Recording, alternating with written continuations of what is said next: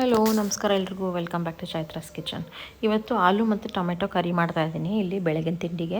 First ಇಲ್ಲಿ ಆಲೂಗೆಡ್ಡೆನ ಒಂದು 4-5 ಆಲೂಗೆಡ್ಡೆನ ಅರ್ಧ ಭಾಗ ಮಾಡಿಕೊಂಡು ಕ್ಲೀನಾಗಿ ತೊಳೆದು ಈ ಕುಕ್ಕರಲ್ಲಿ ಒಂದು 3 ವಿಸಿಲ್ಲು ಕೂಗಿಸ್ಕೊತಾ ಇದ್ದೀನಿ.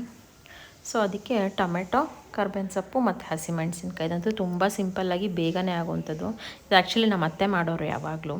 ಸೊ ಏನು ಮಾಡಲಿಲ್ಲ ಅಂತಂದರೆ ಏನಾದ್ರು ಬೇಗ ತಟ್ಟಂತ ಹಾಕಬೇಕು ಅಂದರೆ ಆಲೂ ಟೊಮೆಟೊ 2 ಹಾಕ್ಬಿಟ್ಟು ಇದಕ್ಕೆ ಈರುಳ್ಳಿ ಬೆಳ್ಳುಳ್ಳಿ ಎಲ್ಲ ಏನು ಯೂಸ್ ಮಾಡ್ತಿಲ್ಲ.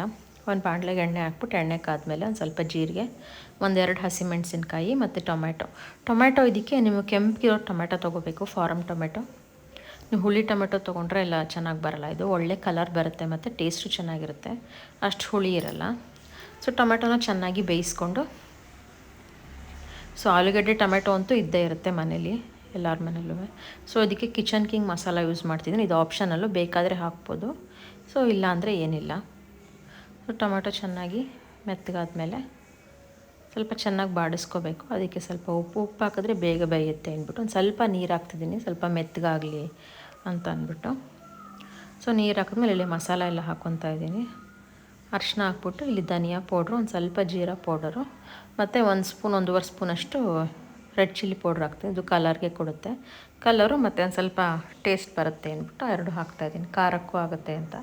ಸೊ ಅದು ಹಾಕಿ ಚೆನ್ನಾಗಿ ಬಾಡಿಸ್ಕೊಂಡು ಅದಕ್ಕೆ ನಾನು ಗರಂ ಮಸಾಲ ಬದಲು ಕಿಚನ್ ಕಿಂಗ್ ಮಸಾಲಾನೇ ಯೂಸ್ ಮಾಡ್ತೀನಿ. ಒಂಥರ ಟೇಸ್ಟು ತುಂಬ ಚೆನ್ನಾಗಿರುತ್ತೆ. ಇದು ಚಪಾತಿಗೆ, ದೋಸೆಗೆ, ರೋಟಿಗೆ ಯಾವುದಕ್ಕಾದ್ರೂ ತೊಗೋಬೋದು. ಇದು ಫಟಾಫಟ್ ಅಂತ ಆಗೋವಂಥದ್ದು. ಸೊ ಈರುಳ್ಳಿ ಬೆಳ್ಳುಳ್ಳಿ ಯೂಸ್ ಮಾಡಿದೆ ಇದು ಮಾಡ್ಬೋದು. ಇದು ಆಲೂಗಡ್ಡೆ ಬೇಯಿಸಿಟ್ಕೊಂಡಿದ್ದೆನಲ್ಲ ಸಿಪ್ಪೆ ಎಲ್ಲ ತೆಗೆದು ಅದನ್ನು ಮ್ಯಾಶ್ ಮಾಡೋರು ಹಾಕ್ಬೋದು, ಇಲ್ಲ ನಾವು ಬೇಯಿಸಿರ್ತೀವಲ್ಲ ಕಟ್ ಮಾಡೋರು ಹಾಕ್ಕೋಬೋದು. ಕಟ್ ಮಾಡಿಬಿಟ್ಟು ಒಂದು ಸರ್ತಿ ಮಿಕ್ಸ್ ಮಾಡಿ ಇದಕ್ಕೆ ಸ್ವಲ್ಪ ನೀರು ಅಂದರೆ ಗ್ರೇವಿ ಕನ್ಸಿಸ್ಟೆನ್ಸಿ ನಮ್ಗೆ ಎಷ್ಟು ಬೇಕು ನೋಡ್ಕೊಂಡು ನಾವು ನೀರು ಹಾಕ್ಕೋಬೋದು. ನಾನಿಲ್ಲಿ ಒಂದು 2-2.5 ಲೋಟದಷ್ಟು ನೀರು ಹಾಕ್ಕೊಂಡು ಚೆನ್ನಾಗಿ ಕುದಿಯೋಕ್ಕೆ ಬಿಡ್ತಾಯಿದ್ದೀನಿ. ಯಾಕೆಂದರೆ ಮಸಾಲ ಎಲ್ಲ ಹಾಕಿ ಚೆನ್ನಾಗಿ ಫ್ರೈ ಮಾಡಿದ್ನಲ್ಲ, ಇವಾಗ ಒಂದು ಸ್ವಲ್ಪ ನೀರು ಹಾಕ್ಬಿಟ್ಟು ಚೆನ್ನಾಗಿ ಕುದಿಸ್ಕೋಬೇಕು. ಬೇಕಾದ್ರೆ ಕಡಲೆ ಹಿಟ್ಟು ಹಾಕ್ಬೋದು ಒಂಚೂರು ಗಟ್ಟಿ ಬರೋಕ್ಕೆ. ನಾನು ಕಡಲೆ ಹಿಟ್ಟೆಲ್ಲ ಏನೂ ಯೂಸ್ ಮಾಡಿಲ್ಲ, ಇದರಲ್ಲೇ ನಾವು ಆಲೂಗಡ್ಡೆ ಹಾಕಿರ್ತೀವಲ್ಲ, ಸೊ ಅದರಲ್ಲೇ ಗಟ್ಟಿನೂ ಬರುತ್ತೆ. ಗ್ರೇವಿ ಕನ್ಸಿಸ್ಟೆನ್ಸಿ ನೋಡ್ಕೊಂಡು ನಾವು ನೀರು ಅಡ್ಜಸ್ಟ್ ಮಾಡ್ಕೋಬೋದು. ಇಲ್ಲಾಂದರೆ ಆಲೂಗಡ್ಡೆನ ಇನ್ನೊಂದು ಸ್ವಲ್ಪ ಮ್ಯಾಶ್ ಮಾಡಿ ಹಾಕ್ಕೊಂಡ್ರೆ ಅದು ಗಟ್ಟಿ ಬಂದೇ ಬಿಡುತ್ತೆ. ಸೊ ಇದಕ್ಕೂ ಚೆನ್ನಾಗಿ ಕುದಿಬೇಕು. ಇದಕ್ಕೆ ಇನ್ನೊಂದು ಸೀಕ್ರೆಟ್ ಇಂಗ್ರೀಡಿಯೆಂಟ್ ಹೇಳ್ತೀನಿ. ಇದಕ್ಕೆ ಮೇನ್ ಇಂಗ್ರೀಡಿಯೆಂಟ್ ಅದೇನೆ.